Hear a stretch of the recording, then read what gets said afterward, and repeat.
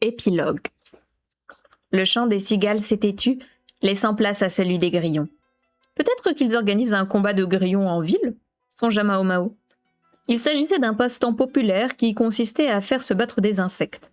Comme pour les combats de coqs, les paris étaient monnaie courante.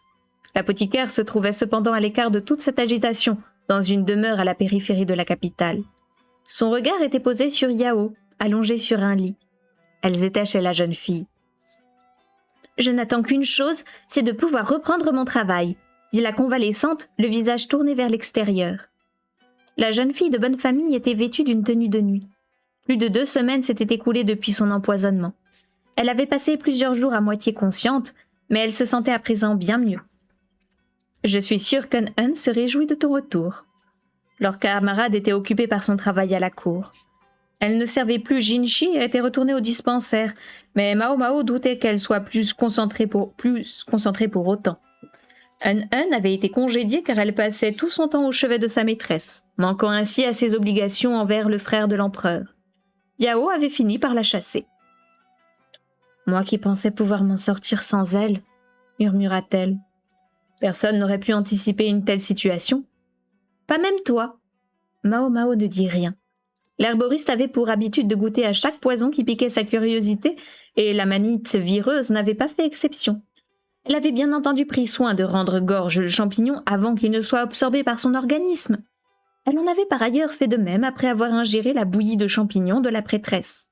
À en juger par les nausées dont elle avait souffert plus tard, elle n'avait manifestement pas réussi à tout régurgiter. La vieille Gripsou m'a détruit le ventre ce jour-là. La maquerelle, experte en avortement, s'était montrée sans pitié. Mao Mao était persuadée qu'elle vomirait son estomac au passage. Au demeurant, la saveur et la texture des champignons ne lui étaient pas inconnues. Il était fort possible qu'elle aurait reconnu l'amanite si elle n'avait pas été coupée en petits morceaux. « Je suis vraiment une amatrice », se lamenta Yao en dégageant sa frange de son front. Le poison l'avait fait fondre comme neige au soleil, à l'exception de sa poitrine. L'apothicaire lui remit le thé médicinal que son père lui avait confié. Désormais hors de danger, la jeune fille récupérait dans la demeure familiale.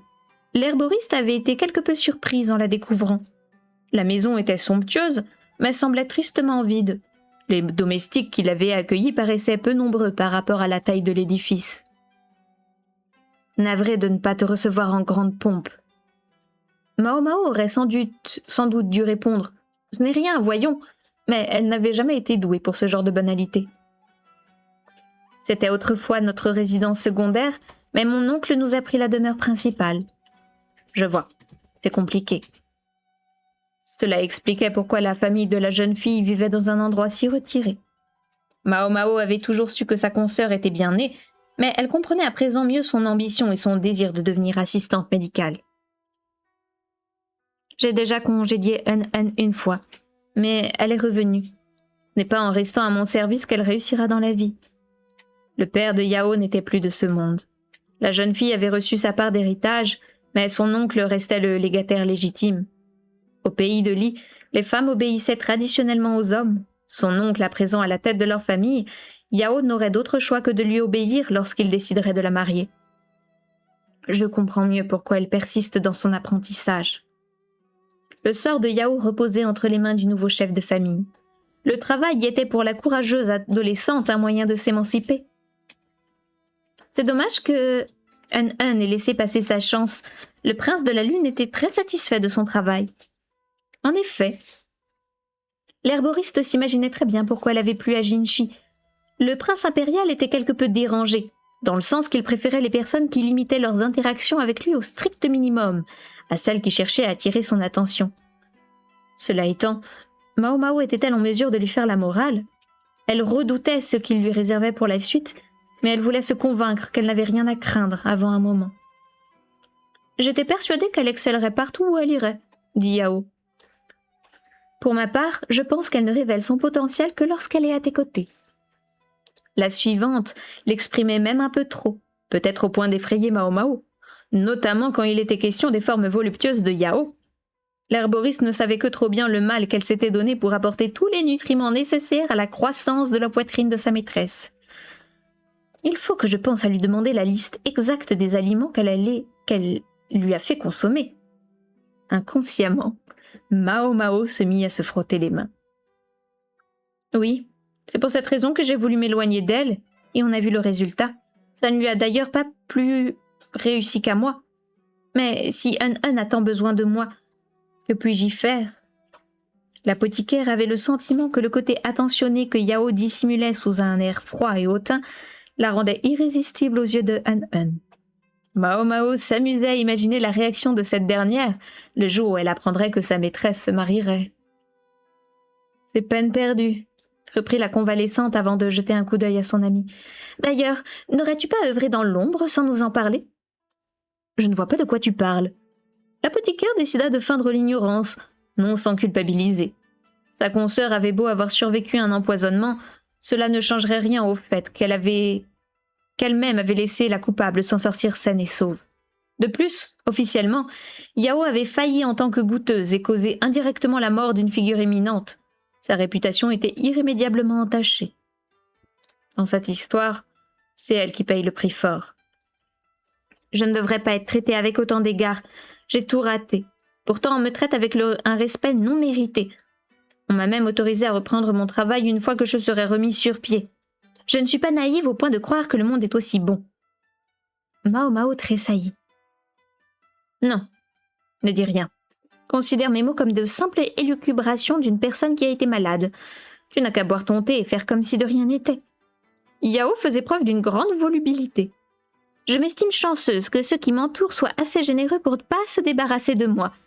Mais j'y vois aussi la preuve du rôle insignifiant que j'ai joué.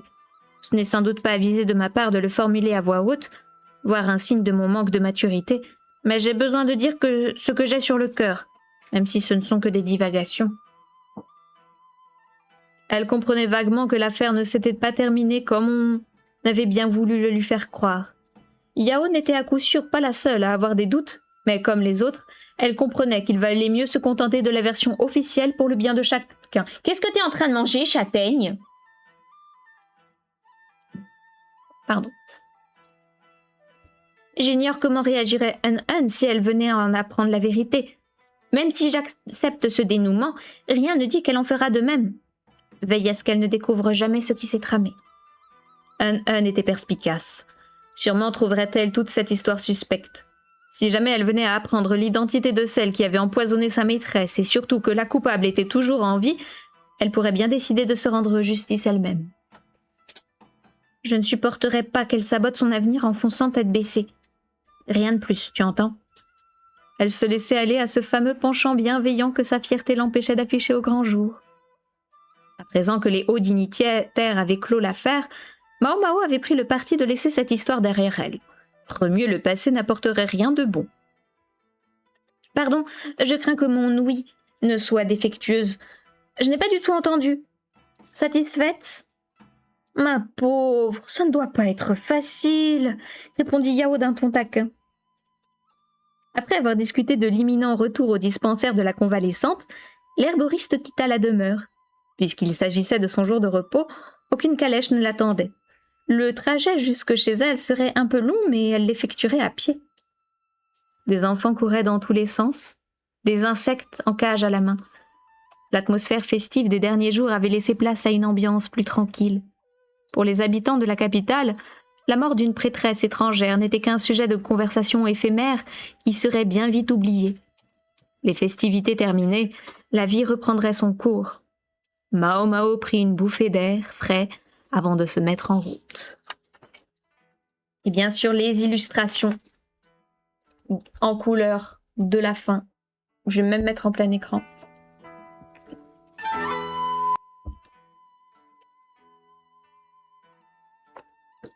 Ça, c'est quand Mao Mao, elle lave les bandages. Mao Mao s'est fait 2 amis.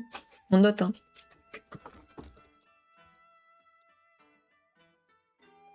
Petite scène avec Un qui est ici. Un là. Et Yao.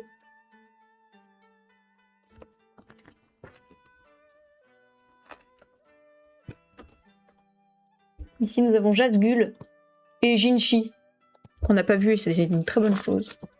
Totalement insignifiant, si ce n'est cette scène terrible. Et là, son stalker de Daron. Regardez. Terrible, terrible, terrible.